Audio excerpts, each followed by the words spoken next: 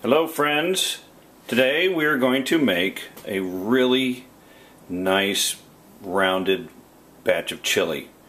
The idea of this chili is it's going to be a really nice recipe that's not going to be too spicy, nice and mild.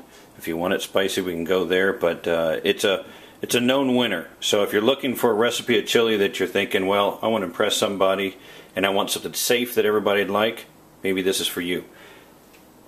What I want to go over now are the different ingredients and then why we choose the ingredients.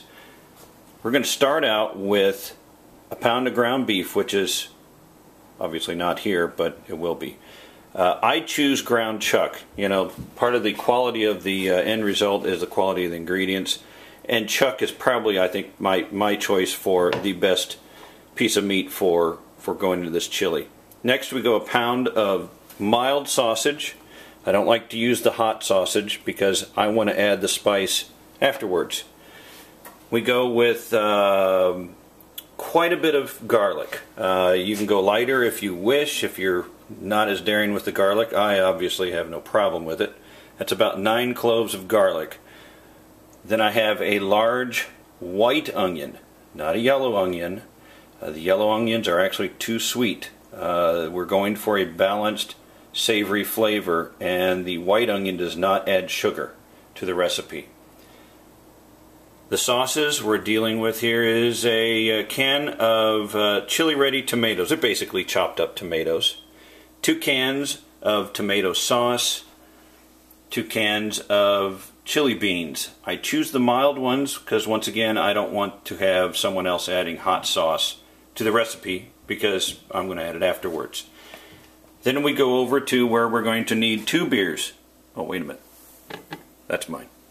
Then we're going to go with the different spices that we're going to add, which would be salt, which is going to be the last thing we use. I stress again, the quality of the ingredients is going to give you a good result. I choose kosher salt. It doesn't have a salty flavor, it just adds seasoning. Then we have 1/2 teaspoon of cumin, 1 tablespoon of brown sugar, 2 tablespoons of chili powder, and then we will add hot sauce to it or hot flavoring to it later if you wish. If you want a mild recipe, we won't add anything else. This will actually have a little bit of kick to it without being spicy, if you know what I mean. Then we want a large chili pot. I will be back when we start getting these ingredients together. Okay, one of the first things we're going to do is we're going to brown the onions. The onions, in my opinion, need to be a little bit of browned. Draws the sugars out, brings out a nice good flavor that'll mix in well with the chili. Then when we're done with this, we will remove the onions, brown the meat, and then we'll put everything back in together and start adding the different ingredients as we go. Okay, the onions are sweating nicely. I don't want them too brown. I like a little caramelization to add flavor to the whole recipe, but you still want to leave a little bit of raw onion there to blend with the chili as it goes. But we're getting ready for the garlic. Now, if you noticed, I didn't add the garlic right away because I don't want an overcooked garlic to make a bitter flavor. And while we're on that, I want to talk a little bit about garlic. I've got it right here. You've got a couple ways to do garlic. You can see the stuff in the bottles that are already pre-chopped up and stored. And then you've got fresh garlic. My opinion is, I mean, you could use either really, but fresh garlic has this really great flavor that's very nice and clean, doesn't have anything that, a strong older flavor that you can get sometimes with bottled garlic.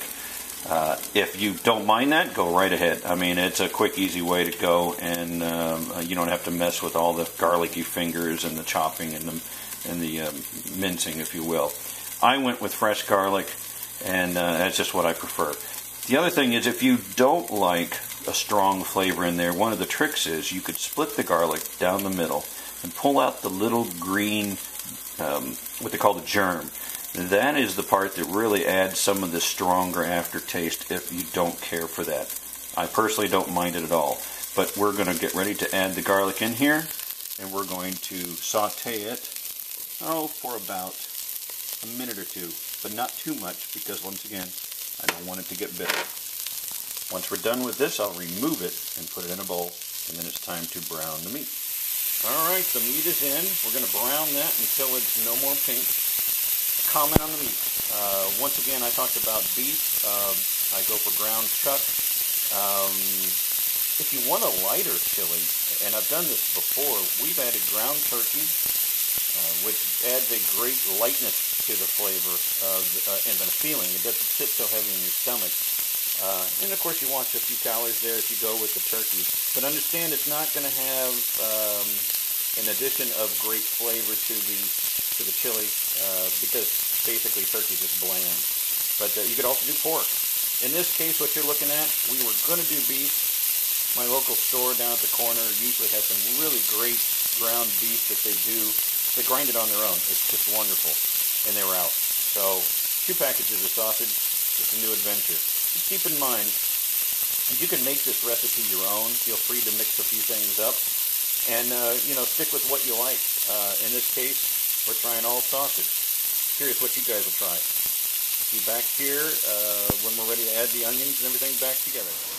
Looks like the meat is browned enough, and we're going to go ahead and add the onions and garlic back in. And now, where's the fun part? This is where you get your kids involved. We're going to add the different wet ingredients. This will be the beans, 2 cans,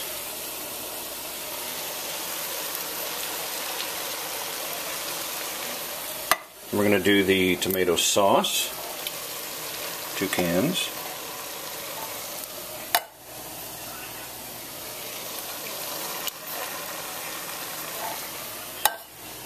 The diced tomatoes, 1 can. Now that I've got some liquids in, I'm going to go ahead and add my spices. Oh, before we do that, I forgot to mention Worcestershire sauce, about a tablespoon.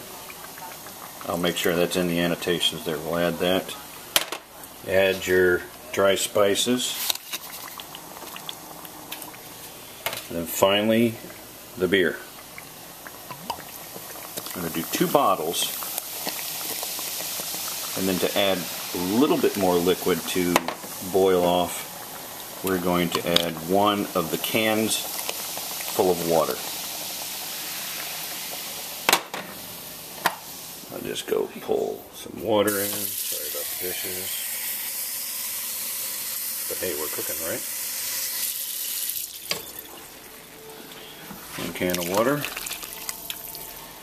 We're going to stir this up and let this go. Now if you notice, I've left out a couple things. We have not salted yet, and we have not added the heat.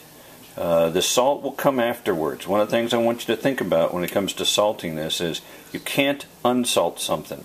So if you were to add salt now and it reduced down and it got more concentrated and ended up too salty, we can't undo that. So that's why we wait till everything is almost cooked and then we will salt. The other thing to think about is, well, how much salt do you want to put in there? Will depend on what you're serving it with. If you're going to serve this with, like, say, spaghetti noodles aren't salty at all. So you may want to salt to taste. But if you're going to serve it with, like, say, saltines, you're going to add some salt right there. So keep in mind you might want to go light on the salt. But whatever you do, wait till you're done cooking it and it's pretty thoroughly cooked before you add the salt for flavor. The other thing is the spice. If you want to make this a spicy batch of chili, you could add something to it right now and it would add the spice and cook throughout the batch. I've seen some capsaicin style heat. If you just want heat and not much flavor, you can add that and you just do a couple tablespoons, drop it in there and you'd be good. I've seen it to where you can actually take a whole habanero pepper and drop it in there and then remove it when it's done, and you'll add just heat and nothing extra to it. But I mean, if you really like the spice and the actual vegetable in there, chop up those peppers and put them in there. Whether it's jalapeno, habanero, or dare I say even a ghost pepper, chop it up. It'll add some really nice heat and flavor to it. I'm going mild here because my kids like mild chili, but my wife likes it really hot. But I'll tell you what, here's something really fun. If you want to add a nice spicy pepper to the recipe, and you want an Asian twist to it, drop in this stuff. This is Sriracha hot sauce. It's hot, but it's also so tasty. And if you were to drop a couple squirts of that in there, probably 2 tablespoons or more, you'd get a nice kick, plus a really great after flavor. But that's my suggestion on hot sauce. And we'll see how this thing comes along here in probably about an hour. I let it cook for about 45 minutes to an hour, and then you should be able to eat. If you really want to have an awesome chili, let the thing sit overnight, cool off, sit overnight, and all those flavors will infuse together, and boy, is that something else. You can serve it and warm it back up the next day, but we'll have a final look when it's all done here. Oh, one little add-on note here about cooking. I'm waiting for it to get back to a rolling boil. Once it does that, I'm going to drop it down to the lowest setting on the stove there, cover it, and then let it sit for an hour. That way you won't have any burned anything at the bottom, and it'll just cook the chili off. If you want to have a thicker chili, leave the lid off a little. Just put it on there to where it's, allow some of that water to escape. If you like the consistency of the chili as it is, just go like that and drop it on. You'll be ready to go. So we'll see the finished product here in about 45 minutes. Okay, final product. We've decided to go with spaghetti. With the recipe that I used today, which was no beef and I used more sausage, the spice from the sausage seasoned it enough to where I didn't have to add salt. But everybody's individual. You add what you want, and make it your own. This is a recipe. It's a nice base foundation. If you add your own little special touches and make it your own, it can be really fantastic. So thanks for watching, and hope to hear from you in your comments down below. Oh, sorry about the bad lighting here. It's cold out, really cold out, and the garage is actually better than a refrigerator. But I wanted to show you, this is the chili the next day. Look how thick and rich that is. It is just to die for. This is one of those things where if you can wait, oh my. We ate about half of it last night, and it was good, but I tell you what, tonight it's going to be awesome. Enjoy, everybody.